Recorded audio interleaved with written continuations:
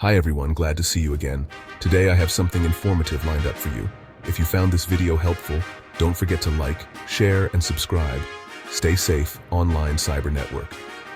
This information is shared for one reason only. That reason is education. We want you to understand certain risks. These risks exist in the digital world. Knowing about them can help you stay safe. Think of this as your guide to digital self-defense. It is important to learn, but it is more important to use knowledge for good. We are exploring how hackers think. This helps us build better defenses. Attempting to perform these attacks is illegal. It can lead to very serious trouble. You could face fines or even jail time. Beyond the law, it is wrong to invade someone's privacy. It is wrong to steal their information. This essay is not a manual for illegal acts. It is a tool for awareness. Our goal here is to pull back the curtain. We want to show you how certain attacks work.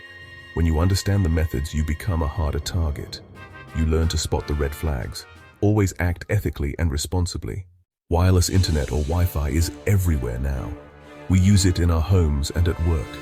We find it in coffee shops and airports. It connects our phones, laptops, and tablets. This constant connection is incredibly convenient. It allows us to work, play, and communicate. We can do this from almost anywhere. This ease of access is a modern marvel. Many of us take it for granted every day. But this convenience comes with a flip side. Wireless signals travel through the air. This makes them different from wired connections. Wired connections are physically contained within a cable.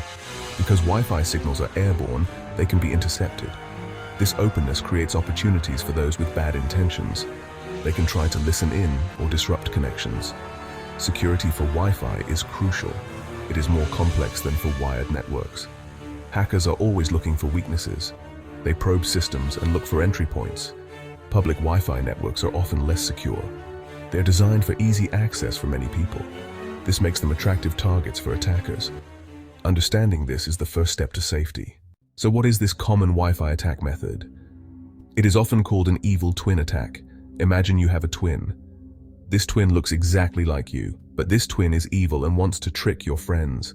The evil twin Wi-Fi attack works in a similar way. It is a fake Wi-Fi hotspot. It is designed to look just like a real legitimate one. It uses the same name. The attacker sets up this fake network. They might be sitting in a coffee shop. They could be in an airport lounge or a hotel lobby. They choose a place with a real public Wi-Fi network. Then they create their own Wi-Fi hotspot. They give it the exact same name as the legitimate one. For example, if the real network is cafenet_free, their fake one is also cafenet_free. This makes it very hard to tell them apart. The main goal of an evil twin attack is simple. The hacker wants to trick unsuspecting users. They want users to connect to their fake network. Once you connect to the evil twin, the attacker is in control. This is why awareness is so critical. How does a hacker actually create an evil twin? It involves a few key steps. The first step is reconnaissance or gathering information. The attacker finds a target Wi-Fi network. This is often a popular public network. Think of places like cafes, libraries, or airports. They note down the network's name. This name is technically called the SSID, Service Set Identifier. They also check its security settings. For example, they see a network named Hotel Guest Wi-Fi. They observe if it is an open network, no password. Or they see if it uses a password, like WPA2. If it uses a password, the evil twin might also pretend to. Or more commonly, the attacker sets up their evil twin as an open network. This can make it seem more appealing. People often prefer networks that do not ask for a password. Next, the attacker needs the right equipment. This is not usually super specialized gear. A laptop with a capable wireless adapter can do the job. Your device now sees two networks with the same name, strengthening the illusion. Building an evil twin, part 2. Now the attacker has a fake network. It has the same name as the real one. But how do they get people to connect to network? Sometimes, just having the same name is enough. Devices might automatically connect to the one with the stronger signal, so the attacker might try to position themselves. They get closer to potential victims than the real router. Or they use a slightly more powerful antenna. Often attackers take an extra step. They want to make their evil twin the attractive option, or at least the most prominent one. They might perform a deauthentication attack against the real network. This sounds complex, but the idea is simple. The attacker sends special signals to devices connected to the Wi-Fi. These signals pretend to be from the real router. They tell the devices to disconnect. Imagine you're using the real caffeinet_free. Suddenly your connection drops. This is frustrating. You look at your available Wi-Fi networks again, you try to reconnect. The evil twin might seem like the better option. The connection trap, what happens when you bite? So, you have been tricked. You selected the evil twin network. Your device connects. What happens next is crucial. All your internet traffic now flows through the attacker's device. The attacker is now positioned between you and the internet. This is a classic man-in-the-middle position. Think of it like a malicious postman. This postman reads all your mail before passing it on, or they might even change it. Once you are connected to the evil twin, the attacker has significant power. They can see the websites you visit.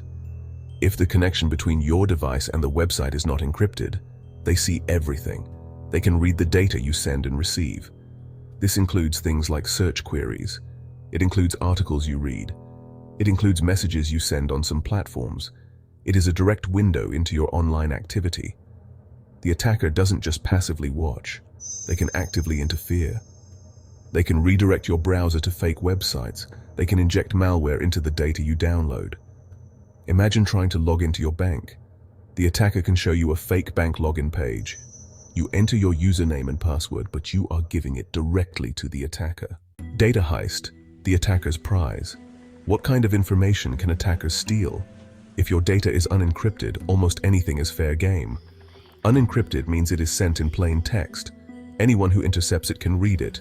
This includes usernames and passwords for websites that do not use HTTPS properly.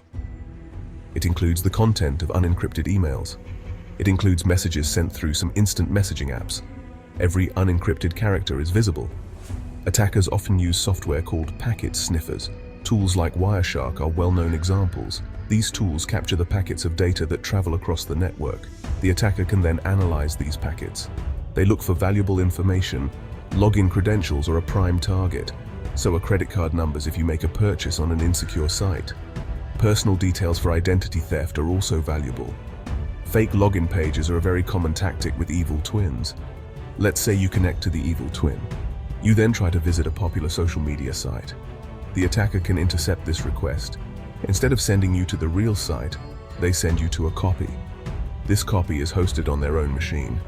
It looks identical. You enter your login details. These details are captured by the attacker. Fortifying your defenses, staying safe from evil twins. Knowledge of these attacks is your first line of defense. Now you know about evil twins. So how can you protect yourself? First, be very cautious with public Wi-Fi, especially open networks that do not require a password. If a network that is usually password protected suddenly appears open, be suspicious. This could be a sign of an evil twin. Hackers often make their fake networks open to lure more victims. Always look for HTTPS. When you visit a website, check the address bar in your browser. You should see https:// and a padlock icon. This means your connection to that specific website is encrypted. Even if you are on an evil twin network, HTTPS protects your data with that site. However, the attacker will still know which websites you are visiting. They just cannot read the content exchanged with HTTPS sites. Avoid entering sensitive information on sites that are not HTTPS. The best defense on any public Wi-Fi is a VPN. A VPN is a virtual private network.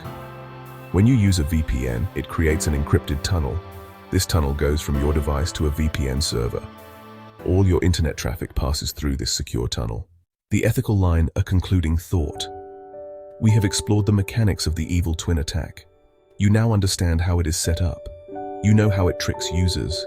You see the dangers it poses. This knowledge is powerful. It is shared with a very specific purpose.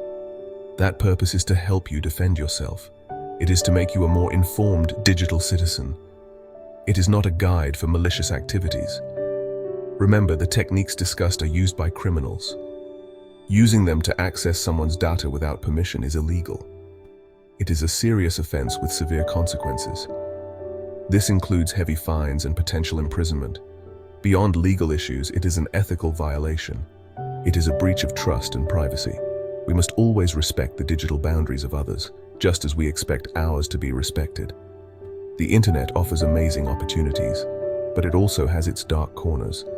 By understanding the threats, we can navigate more safely. Use this information responsibly. Thanks for watching and learning with me. Drop a comment below if you have any questions or suggestions for future videos. I value your feedback. Cyber Network.